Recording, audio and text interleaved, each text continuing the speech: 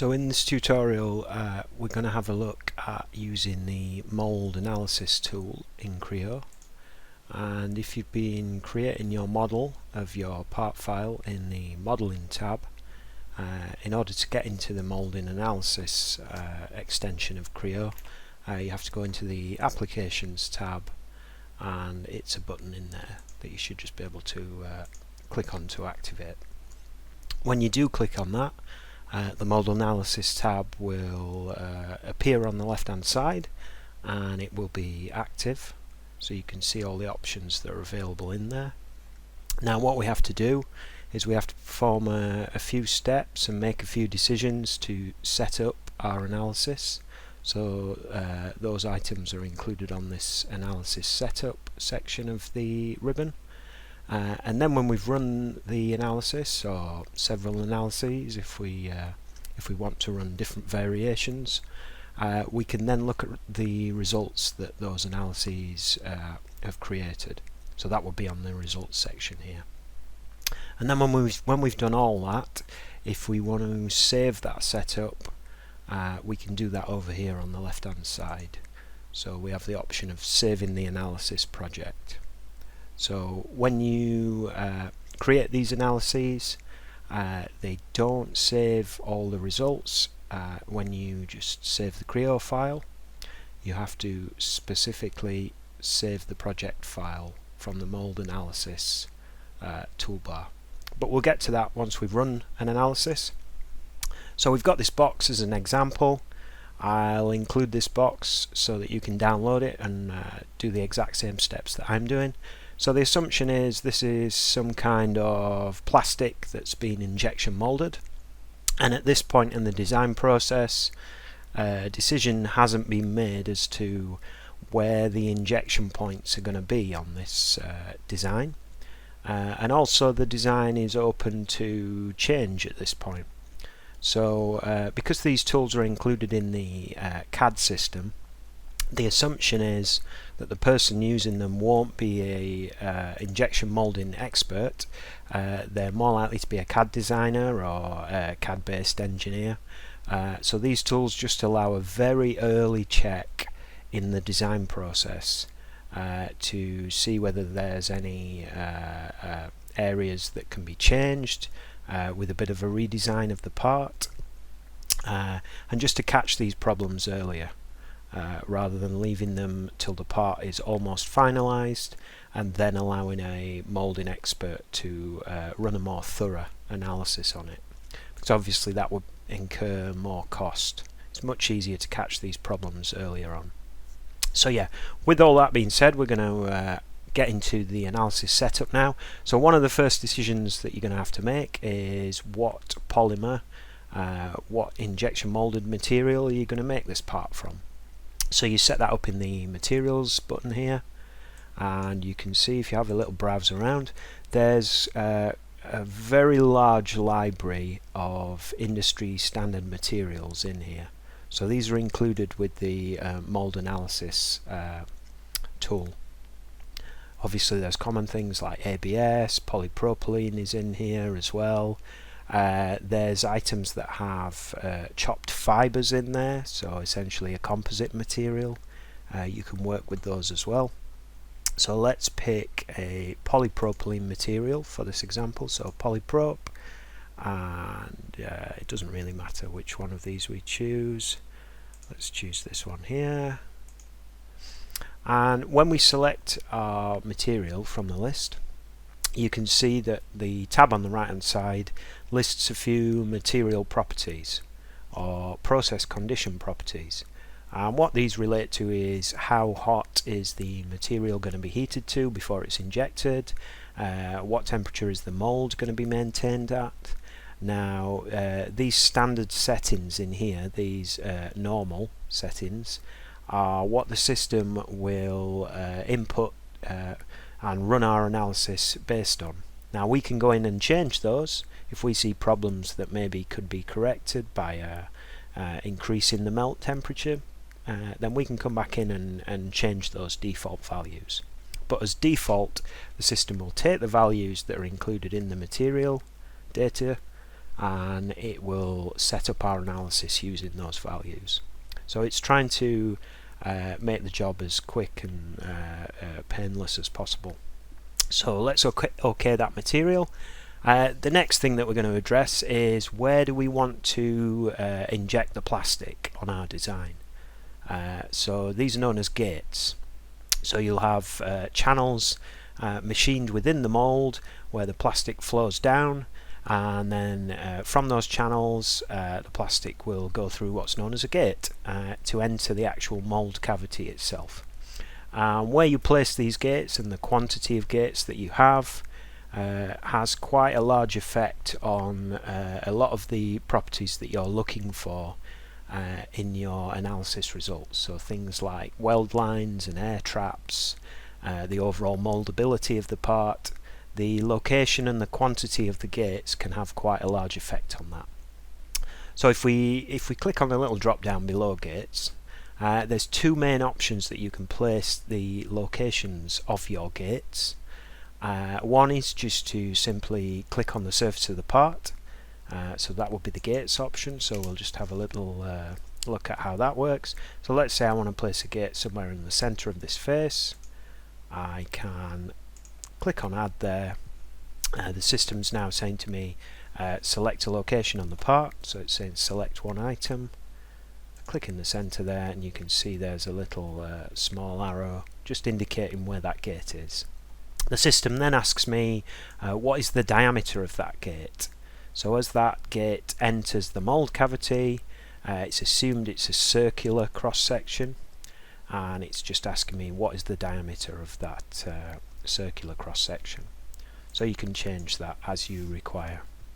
And again, the diameter of these gates can have an effect on some of the results that we're looking to maybe modify or improve. So yeah, we have one gate added there. What I'm going to do is just select that and delete it. And then what we're going to do is close this manual gate setup window, because we've seen how that works. And we're going to have a look at the other option for placing gates on your model, which is arguably the more sensible option if you have minimal injection molding experience.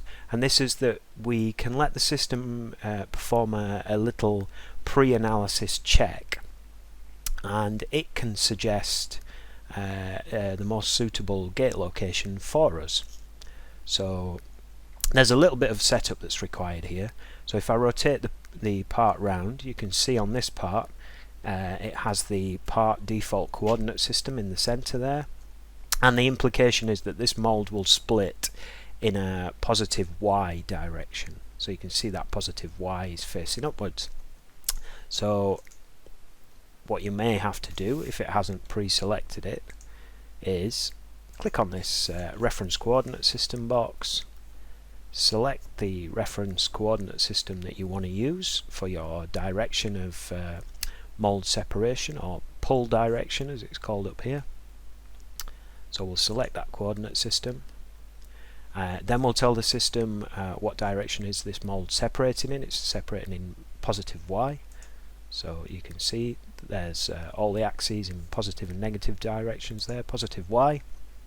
What is the gate diameter that we want to apply? Well, let's leave this one at 3 mil, just as an example. How many gates do we want to place on this model? Let's say in this example we're going to place 3 gates. And then what we do is hit calculate, and it shouldn't take too long for the system to run this little pre-analysis check. So I paused the recording there slightly. That analysis took about 40 seconds. So again, it's not a huge amount of time. It should complete fairly quickly. And what you get is a plot on the surface of the part, as we're seeing here. And the system is essentially colouring the surfaces based on how sensible the locations are for the 3 gates that you've requested. So we said we'd like suggested locations for 3 gates. We gave it the diameter of these gates. The system then analysed how the part would fill based on various locations over the surface of the part, and it's suggesting one of the gates be located down here by this red area, the other gate be located somewhere in this red area here, and then the third gate be located somewhere in this red area here. So what we can do at that point, we could visually remember those locations, and we could go back in and manually place our gates if you wanted.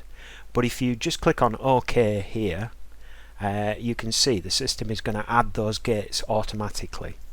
So if we click on OK now, and then if we rotate our part around a little bit, you can see the gates have been placed. So there's 2 on the outside there, and then there's the third one on this upright face there. So we've placed our gates. We've used automatic gate placement to place 3 gates. Now we're going to work our way along to the right in the setup area. We're going to click on analysis. Then we get to finally create our analysis ready to run. So you can see when we selected this particular material, this polypropylene material, when we were doing the material setup, there were certain process conditions associated with that particular material, and the systems happily brought those conditions through and auto-populated these entry boxes here. So I would suggest, at least for your initial analysis, not changing any of these. Because what tends to be the workflow is you'll run your initial analysis with your initial setup conditions in your initial gate locations and quantities. Then you'll read some of the analysis results, and maybe you'll take some of the advice that the results advisor gives you, and then maybe you'll come back in here and possibly modify some of these temperatures or pressures or filling times based on what the results advisor advises. So some other options here. We're not going to play with these values. These tick boxes here. So these are going to calculate certain results that we may or may not be interested in for this analysis. Now I'm going to select both of these. I want to know about what is the maximum cooling time based on our part geometry and our setup, and I also want to be able to view any sink marks on my part as well. So I'm going to activate both of those. Now they incur an extra calculation time, so that will slow my analysis down, just as the mesh size element will slow it down as well. So obviously it's sensible to use initially quite a coarse element size so that your results aren't that detailed, just for the sake of the speeding up the calculation time. And then when you get nearer to your final design, maybe it might be worth rerunning the analysis with a much finer element size. But certainly for your initial runs, coarse element size should be fine. So we've completed all the setup stage there. So what you do at that point is you click on Add. It normally gives you a little confirmation warning just saying when you've set up an analysis, if you then want to go back and change where the gates are, you have to go back into gate setup and delete the existing gates and then put some new locations in, so that's fine. We'll leave that message on because it's quite useful just to remember that. So we'll click on OK. Analysis 1 appears in our list here.